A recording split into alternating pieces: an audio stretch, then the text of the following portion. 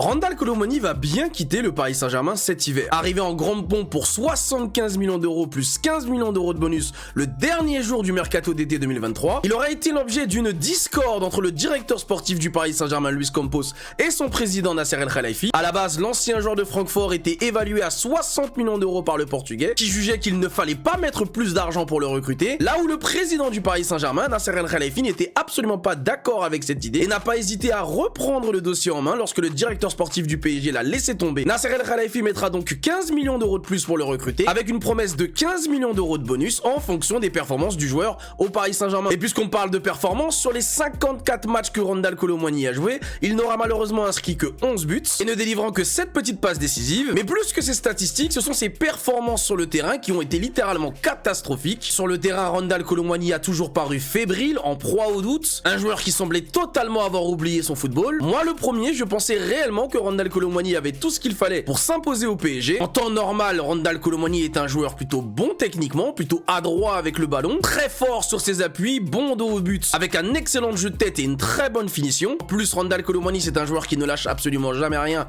sur un terrain de football, qui a une mentalité et une détermination à toute épreuve. Je ne voyais absolument pas comment un tel profil pouvait flop au PSG. Et bien encore une fois, c'est la preuve qu'avec ce club, rien n'est sûr d'avance. Sa relation tactique avec Luis Enrique a été compliquée du début à la fin. L'entraîneur espagnol ne sachant absolument pas dans quelle position il devait le mettre pour pouvoir le mettre dans les meilleures dispositions. Que ce soit dans le couloir gauche, à droite ou dans l'axe, Randal Kolo Muani était l'ombre de lui-même sur le terrain. Tout était techniquement compliqué pour le joueur de 26 ans, n'étant même plus capable d'effectuer correctement les bases les plus simples du football, à savoir des contrôles de balle ou des passes à 2 mètres. Kolo Muani va donc partir en prêt à la Juventus pour le reste de la saison. Le Paris Saint-Germain tente toujours de convaincre la Juventus d'inclure dans le deal une clause d'achat obligatoire, ce que la Juve pour le moment se refuse, car Thiago Motta souhaiterait attendre de voir d'abord les performances de Randal Kolo Muani sous le maillot de la Juventus Turin afin de prendre une décision finale concernant l'avenir du joueur. À contre-cœur, Randal Kolo Muani ne laissera pas une très grande trace dans l'histoire du Paris Saint-Germain et cela montre encore une fois que l'on peut être une très belle personne en dehors du football. La vérité du terrain sera toujours la seule que l'on prendra en compte.